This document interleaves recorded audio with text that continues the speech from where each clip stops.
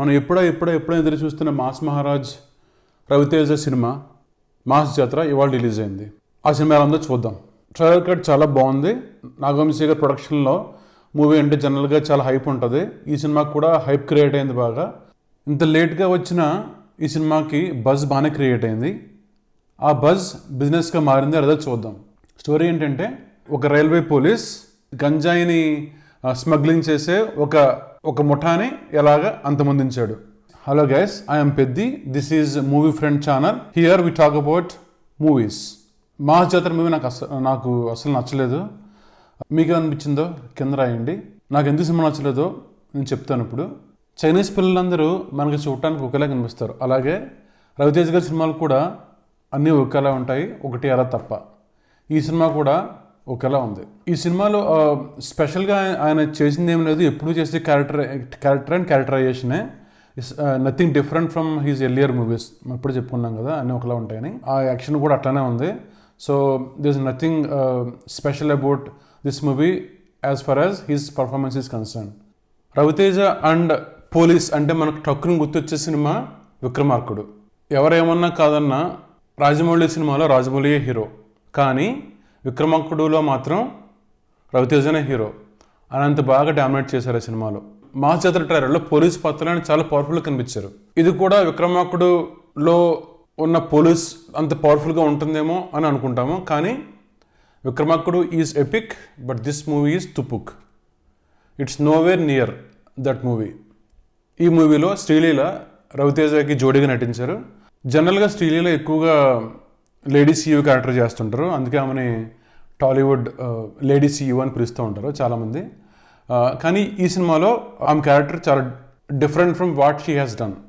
చాలామంది డైరెక్టర్స్ అయ్యారు. లైక్ త్రివిక్రమ్ గారు కానీ, లేకపోతే కొరటాల శివ కానీ, హరీష్ శంకర్ కానీ, ఇంకా చాలామంది ఉన్నారు.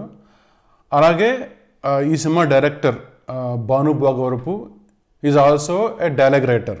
ఆయన ఈ మధ్యన వచ్చే సినిమాల్లో సామాజిక వర్గమన, సింగిల్, ఇంకా 2-3 సినిమాలు ఉన్నాయి. వాటికి ఆయన మాటలు రాశారు. ఆ సినిమాల్లో మాటలు చాలా బాగుంటాయి. అవి సిచ్యువేషనల్ కామెడీ ఉంటుంది, చాలా ఎక్కువ ఉంటుంది ఆ సినిమాల్లో.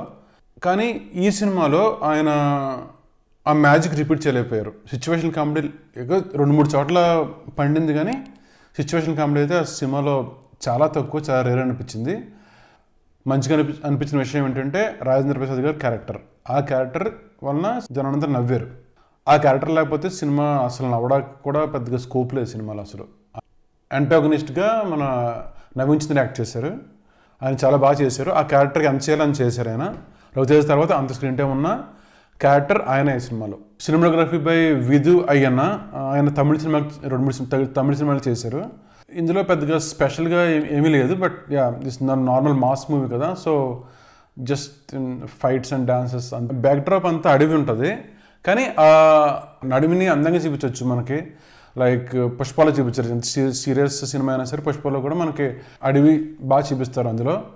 కానీ ఈ సినిమాలో ఆ అడవి చూపించే ఛాన్స్ ఉన్నా కూడా ఆయన ఛాన్స్ తీసుకోలేదు. Maybe because of the story telling or maybe ఎడిటింగ్లో వేసుకుందని నాకు తెలియదు. మరి జనరల్గా సినిమాలో ఫైట్స్ ఉంటాయి, కానీ ఇక్కడ ఫైట్స్లో సినిమా ఉంది అంతే. అది ఇంటర్వెల్లో బయటకు వచ్చినప్పుడు చాలామంది ఈ విషయం గురించి మాట్లాడుకున్నారు. ఎలా అంటే, యానిమల్లో ఫైట్స్ ఉన్నాయి, దాని తర్వాత ఇదే సినిమా, ఆయన ఫైట్స్ ఉన్న సినిమా అని అంటున్నారు చాలామంది. అన్నెసరీ అనిపించింది. But so many fights. అంటే ఫైట్స్ అంటే there are 2 fights which are really good. ఒక ఇద్దరు లేడీస్ ఫైట్స్ ఉంటాయి, లోకల్ లేడీ ఫైట్స్ ఉంటాయి, అవి చాలా బాగుంటాయి. One of the lady was too good actually. ఆమె చాలా బాగా చేశారు ఫైట్స్. ఫస్ట్ టైం చూసాను ఆమెను, ఎప్పుడు చూడలేదు అంతకుముందు సినిమాల్లో ఎక్కడ కూడా. Maybe debut for her I think. ఆమె బాగా చేసింది, చాలా బాగా చేసింది. Those 2 fights for also composed really well. ఏ ఫైట్స్ కూడా చంద్రమండలంలో చేసినట్టుగా ఉండవు, అన్ని భూమండలంలో చేసినట్టుగా ఉంటాయి. ఎందుకంటే జనాలు ఎగిరిపోరు, అందరూ 4 మంది కొట్టుకుంటుంటారు. It looks natural. Here and there cinematic liberty తీసుకున్నా, but they look okay. Music by Bheem Ceciroleo. ఆయన పాటలు బాగా చేశారు. మ్యూజిక్ అయితే తేలిపోయింది. అన్నీ మొత్తం అంతా కొరుడే అంతే. అన్ని ఫైట్స్ ఉన్నాయి ఎక్కువగానే, అంతా కొడతా ఉన్నాడు ఆయన అంతే. ఇంకా అది నథింగ్ క్యాచీ. అంటే బ్యాక్గ్రౌండ్ మ్యూజిక్ గుర్తుపెట్టినంత బాగా అయితే ఏమీ లేదు. ఈ మ్యూజిక్ చాలా బాగుంది, ఈ సిచ్యువేషన్కి మ్యూజిక్ బాగుంది అని ఏమీ అనిపించలేదు. ఒక మంచి ఫైట్ ఉంటుంది లాస్ట్లో, లాస్ట్ పార్ట్ 1 అనుకుంటా. పాత పాటలు పెట్టి ఒక ఫైట్ చేశారు, అది అది అది కొద్దిగా బాగుంది. మళ్ళీ ఇంకా డ్యాన్స్, శ్రీలీల అంటేనే డ్యాన్స్ అంటే శ్రీలీల. కానీ ఈ సినిమాలో ఆమె 1.5 సాంగ్ మాత్రమే డ్యాన్స్ చేసింది. సూపర్ హిట్ సాంగ్లో ఆమె డ్యాన్స్ చేసింది, కానీ 2 పిల్లలు ఉన్నారు అందులో, 2 పిల్లలు డ్యాన్స్ చేశారు, వాళ్ళు చాలా బాగా చేశారు. So actually they steal the show from her. నేనైతే ఆ పిల్లల్ని చూసాను, ఆమె ఆ పాటలో హీరో హీరోయిన్ చూడలేదు. నేనైతే ఆ పిల్లలు బాగా చేశారు, వాళ్ళని చూసాము. తన సినిమాలతో ఫేమస్, మాటలతో వరల్డ్ ఫేమస్ అయిన నాగవంశీ గారు ఈ సినిమాకి నిర్మాత. ఎంత ఖర్చు పెట్టాలో సినిమాకి ఎంత ఖర్చు పెట్టారు ఆయన.